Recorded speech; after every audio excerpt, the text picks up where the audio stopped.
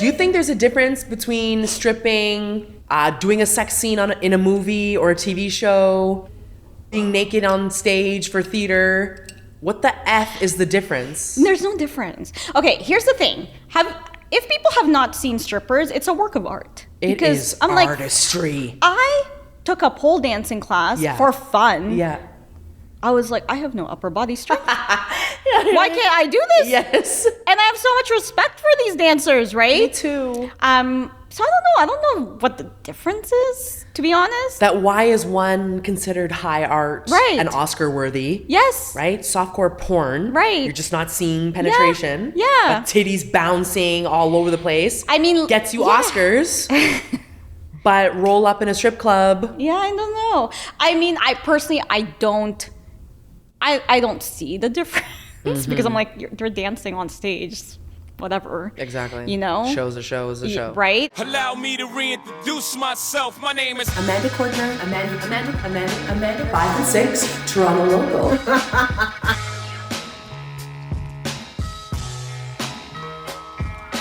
Welcome everyone to another episode of All Roads Lead to Magic City. We have a new guest with us, Amira de Vera. Let's welcome Amira de Vera! I'm hearing the applause. Amira de Vera began her career in public relations in 2009 with an entertainment and lifestyle publicity firm in Toronto, Canada. There, she was given the opportunity to work closely with some of the country's top talents and Hollywood's biggest film productions. Amira developed extensive relationships with the industry's top journalists and successfully garnered a long list of media placements for her clients, including multiple magazine covers, feature interviews and stories, talk show appearances, and red carpet interviews, to name a few. With over 14 years of experience in the industry and a deep understanding of the digital landscape, Amira is well known for her out-of-the-box thinking and elevating her clients' brands to the next level. Empress Amira de Vera. Thank Welcome. you. Can you talk to me about your thoughts on the star system in Canada? Yeah. Yes, that sigh alone, my darling. And the funny thing is, like, this is something, whenever people ask me, like, why I do what I do, I've always wanted to be part of the change in Canada. Hell yeah. That creates that star system that we truly deserve, because we have incredible, like insanely incredible talent. Like, it's crazy, right? And you see it. I mean, I see it all the time. Yes. And it just baffles my mind why we don't have a star system. And this is something that I've been fighting for since I started. Oh my God, tell me everything. Because it's really interesting. I mean, now I feel like, and thank you, Drake, for, Drake. for putting us on the map. Thank you. I mean, listen, My king. right? He really did help in some way. Yes. To sort of put Toronto on the map, and not just Toronto, I think Canada in general. Yeah. But I really do feel like, when I first started, it was such a struggle to get publicity for my clients. They would be, say, number 4 on the list, on the casting list, right? But and they had a huge role, and they're Canadian, and all of the things. But because they were not number 1 and they were not American, it wasn't newsworthy to the media. And so Canada. In Canada. Yeah. And in my head, I'm like, what? What do you mean? This is like, we can brag about this person because they're in this movie with this big A-list celebrity. Wouldn't you want to talk about them? Yes. And it baffles my mind, because if you look up other countries, you'll see that, like, they have their own star systems.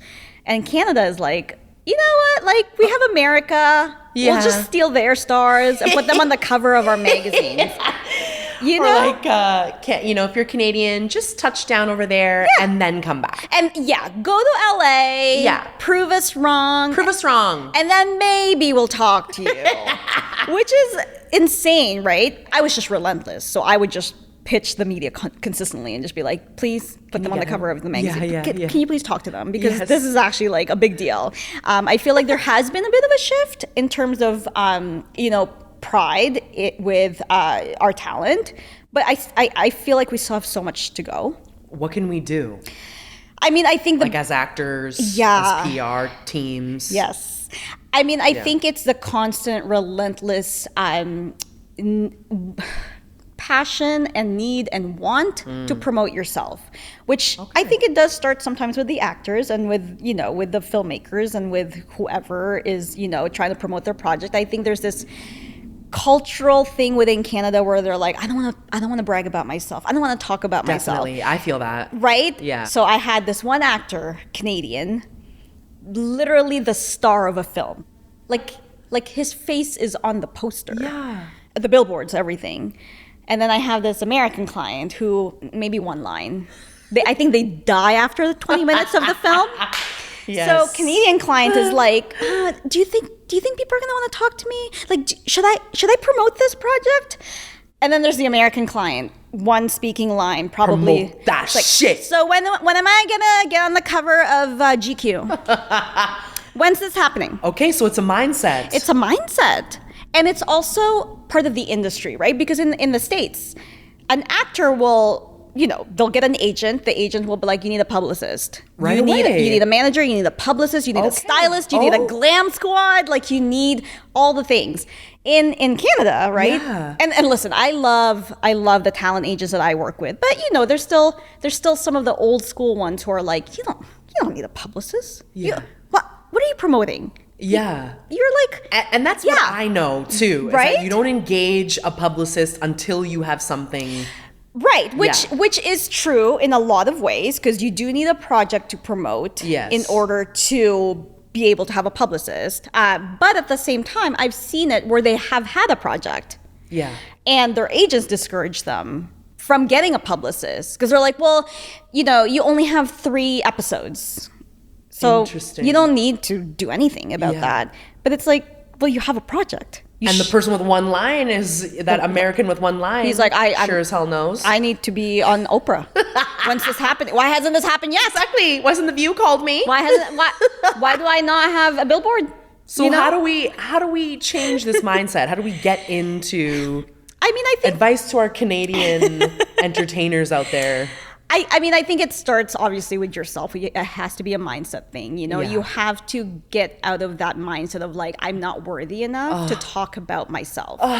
And I think that's innately part of our culture, because Canadians are nice. They're so friendly. Everyone is so polite. You know, but you can be polite, you can be nice, and you can still promote yourself. Hell yeah. You don't need to be, you know, like, I don't believe in being like, I need to be a shark in this business, and I need to like, you know, I need to be like, whatever. Cutthroat. Like, I don't. Yeah. I believe in being nice because, again, this industry is so small. You need to not burn any bridges. I think you can still be nice and promote yourself. You know, you can still do that. So I think it starts with a mindset of, I am worthy enough to talk about myself and to promote the things that I worked so hard to get. Because think about all the relentless doors you had to knock on, only for you to not talk about what you're doing. Right? Come on. I've been like, I'm a part of it. Like, I'm part of the education process. Okay. You know, I speak to agents all the time. I did a talk with an actor one time. Like, I'm really trying to do the change myself. But it's also at the same time something that we all need to collectively do together. Absolutely. Because again, it's not going to change unless somebody says something and does something. And you are. And I hope so, right? Yeah. I really do, because I think for me, I don't want to wait for you to go to LA in order to feel like you're important. Thank you. You should feel important where you are right now. I want that. Right? And feel supported by the industry and feel supported by the media, by the public, because we have that power to create that star system. Exactly. You know? And listen, again, I also don't want to be a Debbie Downer, because I do see... Be a Debbie Downer. I see changes. I really do. I mean, progress is slow. It is. And like, what I do want to see change, though, and this is still what kind of frustrates me, is that, you know, I'll still see a Canadian magazine, and on the cover is like... An American? An American. Yo. Like, why? Don't do that to us. Why? It's like it's a national unworthiness mindset. 100%. That even our publications are but that's promoting. Exactly. That's the frustrating part. But I have to say, I do have to give Quebec props. Quebec, big up. Because they have a great star system. An amazing star system. They have their French actors, talents, or whatever. And they have a really great support system there in terms of, upping their talent, because you see them on the covers of their magazines, on their talk shows that they have. So Quebec is doing it. So the rest of Canada can follow and do it too. Step up. Get to Quebec's level. Come on, let's do this. Come on. Bonjour. Bonjour. Yeah, you know what? Let's start speaking French. It's our national second language. But I want to ask you, Amira, have you ever heard of Magic City? Magic City. Have you ever heard of this place? I have not. I want to pitch something to you, okay? I'm excited. Here's it sounds a story. magical. It's a strip club. Oh. In Atlanta. Oh. Okay? And not just any strip club, Amira. We're talking top of the line dancers, entertainers. Wow. Who are acrobatic. Cirque du Soleil, but naked. Exactly how I described it. I already like it. Cirque du Soleil, but naked. And people from all over come to see these dancers. And I ended up speaking to one of the dancers. And every night, it doesn't matter if it's a busy night or not, each woman in there can clear between $3,000 and $6,000 a night. Stop it. A night. I chose the wrong career. This is what I'm talking about. So I sat there watching these dancers, this struggling Canadian actor who's dancing at least 3 to 4 times a week for my network daddies, my casting daddies, just asking, for the part. Can you give me the part? And here I am watching this exceptional talent and showmanship unfold before me. And I'm like, what am I doing here? Why am I not here?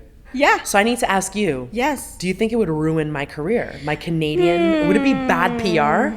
If you did Magic City? Yes. I mean, I think it could only help your career. We heard it here.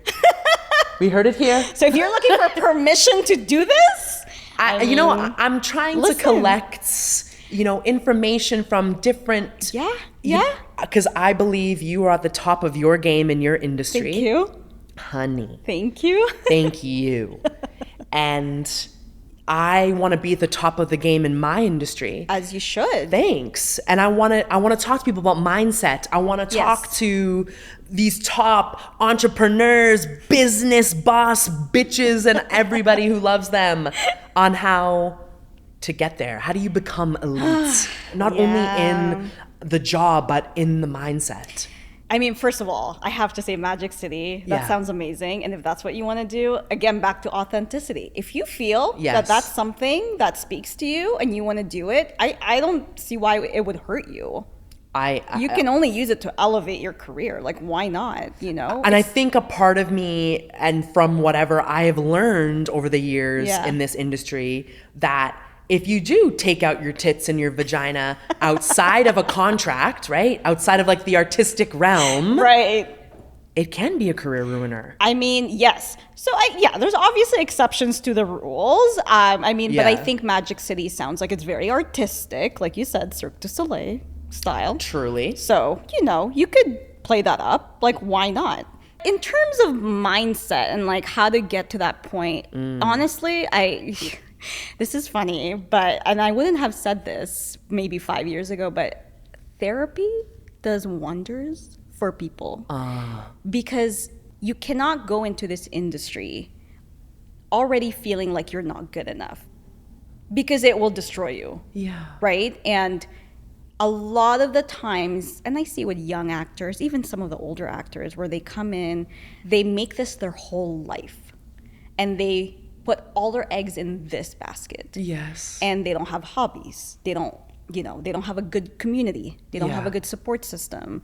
And I understand something like therapy is a privilege for a lot of people because it's not cheap. But I think it doesn't necessarily have to be like, oh, I'm going to sit with a therapist and work through my trauma. It's let me stay grounded and let me figure out my own shit. Can I say shit on this? Yes. You can swear. You can fucking swear. And go into this knowing that I'm going to do the best that I can. Yes. And work my hardest.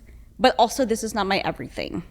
Yeah. Because I think when you go into it with that mindset, then you feel freer. You're not holding on to this like outcome of like, oh, I need this to happen. Yeah. Because I think a lot of our insecurities come with that. It's like, if we don't get this role, then we're not worthy of this industry. If I don't land this one thing, then I must be a terrible actor. I must be a terrible this. I must, so I think it really starts from within, as cheesy as that sounds. It's not though, because it's the truth. It is the truth. It does take a lot of mental toll on you. And I see it happen because, someone who's going into this industry, there's no security. Nope. There's no safety. Never. You don't know where your next project is coming. So that can really take a turn on your self-esteem. And so how can you go into this feeling empowered, elevated, if you don't have that, that mindset? I think it starts from within. It has to. It has to. And when you feel empowered enough to not attach your self-worth and value to an outcome, then I feel like it's more freeing to go into it feeling empowered that you're doing the best that you can, and whatever happens, happens. For sure. And I feel like I still tell myself that too. Yes.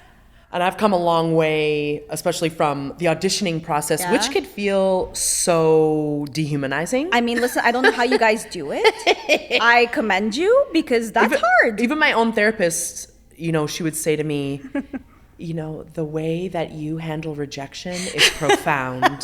You're like, I'm an actor? Well, she was like in awe of how I could do this and be okay. Absolutely. Yeah. But, I think it kind of seeps out in other places, like getting rejected in love. I'm like, how dare you?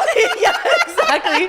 But in career, I was like, oh, whatever. The next thing. Exactly. Yeah. The next thing will come along. But that's amazing. I have to bring that into all aspects of my life. Yeah, and that takes time. I mean, For we're sure. all progress, we're all progressing, works of art, right? Like we're always learning, we're always growing. And I think that's also an important mindset to have in terms of feeling that like empowerment. Because when I see the word like boss babe or boss lady, what does that really mean? Like it doesn't necessarily mean that like you're, sitting on your throne making millions of dollars and having all these like different successful businesses. I think But you're taking action. Yeah, I think to me a boss person is someone who is kind, who is doing their best, and is successful in the way that it means something to them, and not necessarily this like projection of what a society expects or what you see from others that you're comparing yourself to, right? Because that can be hard. And like, I've owned my business now for the last 7 years, and thank you, which incredible. Is always crazy to say that out loud. But for me, it was hard in the beginning because I was always comparing myself to other business people, and I'm like, oh, why does that person have an office space? Why don't I have an office space? Why does that person have 7 clients? Why do I only have 2 clients? And I had to get out of that mindset of like, I cannot equate my success to what I'm seeing from other people. Absolutely. And to it has to mean something to me. And that to me is what a boss babe is. It's like you are comfortable enough with the success that feels good to you. And it takes a while to get there. Yeah. And sometimes I still have those like whispering thoughts. What are they?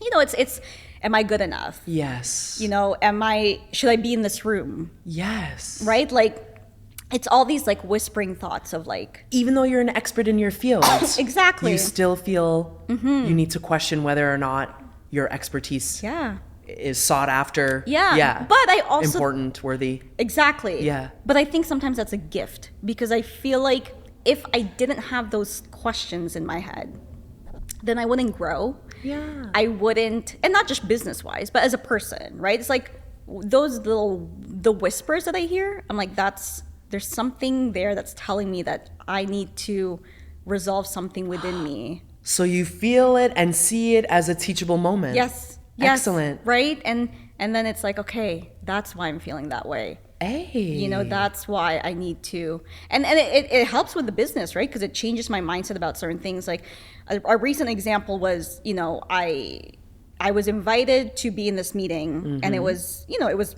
top executives and all these very fancy titled people. And I come in the room with experience, and I know this. Yeah. But I felt completely out of place. And I felt very much like, oh, do I belong here? Were they upper echelon in the publicity They in industry? the entertainment industry. In entertainment, yeah. And there was, and maybe I was projecting it, but there were some glances of like, is she good enough to do this? Because it was just me. Like, people were coming in with teams, and I'm like, here I am showing up just on my own. Yeah. Right. And so you are the team. I am the team. Yes. I don't need anyone else.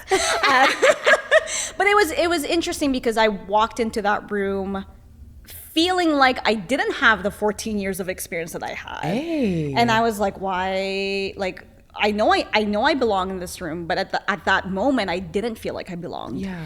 And it was a really good teachable moment for me, because I'm like, what is it that triggered you to feel that way? What was it? And it was literally their titles. Their titles. It was just their titles. And it was also a room filled with men in suits. And that was intimidating for me. Of course. And it made me realize, I'm like, you have to let go of this perception that just because somebody has a specific title For sure. doesn't mean that all your experience gets thrown out the window. That's right. Right? Like, and what is it about that projection that made you think that way? And I think it's because it's society, 100%. Right? I hope that you Yeah. can find a little peace Yes. in knowing that was definitely not all you. Yeah. Being in a room full of executive corporate men. ties, suits. Exactly. I'm like, ugh.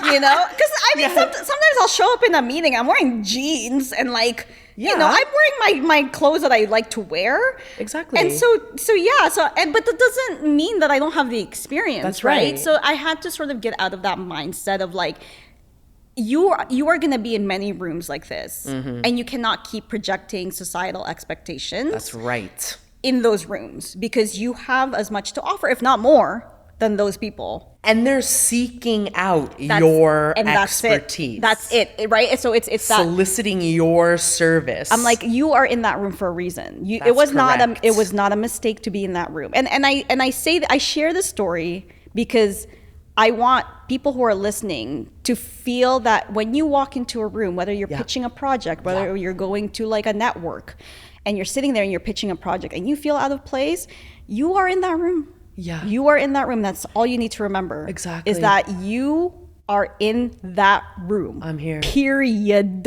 Whatever comes out of it, comes out of it. But at the end of the day, out of everybody around you, you are in the MF room. Motherfucking room. I'm like, can I swear? I forget. You can in swear. that motherfucking room.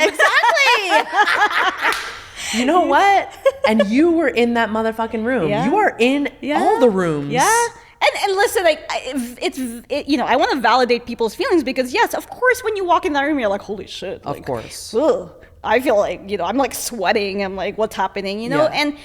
But I think that's part of the whole, like, stand on your own 2 feet. Yes. Because, again, you are the only one that can empower yourself, and you're the only one that can, Yes. you are the only one that can really, really stand up for you and for what you're doing and for what you believe in, and period. That's it. And that goes for everything. That goes for you going into an audition room, that goes for you, selling your film, your TV show, whatever it is. Like, it didn't come out of nowhere, Exactly. so it all means something. It's all for something. Take the space. Take the space. Exactly. Hell yeah, Amira. It has it has been so magical and enlightening speaking to you today. Thank you. This was a wonderful conversation. Thank you for having me and for speaking to me, and for helping make this industry better for all of us. Wow. Thank you for helping making this to help. Thank you for your warriorship. You're on the ground. You're making moves. You're trying to literally shatter that low ass Canadian ceiling. Listen, That low. we need to make it higher. Exactly. Like this loft. Look at this loft. Yeah. Gorgeous. Thank you. Is there anything you want to tell audiences to look out for you, to follow you, to whatever you want to say to audiences? about your work. Thank you. This is your chance to promote. Oh, promoting myself. Honey! I mean, listen, you can follow me on Instagram. It's just Amira de Vera. And then you can follow Project 4 PR. That's my company. And I post a lot of the great work that the talent that I work with do because, man, there's some great stuff out there in this country. Yeah. So follow along. There's some great people that I work with. And yeah, they're great. Wow. Yeah. Thank you for uplifting those voices. Thank you. Thank you for having me. Thanks for being here. All Roads Lead to Magic City with Amanda Cordner is produced by Clark Park Films, Monica Mustelier, and Stephanie Cowan, and is sponsored by Little Havana Cafe. The show is executive produced by Amanda Cordner and directed by Monica Mustelier and lighting design by Stephen Elphick. Thank you so much for listening. Please join me next week for another episode of All Roads Lead to Magic City. Follow us on all the socials at All Roads Lead to Magic City.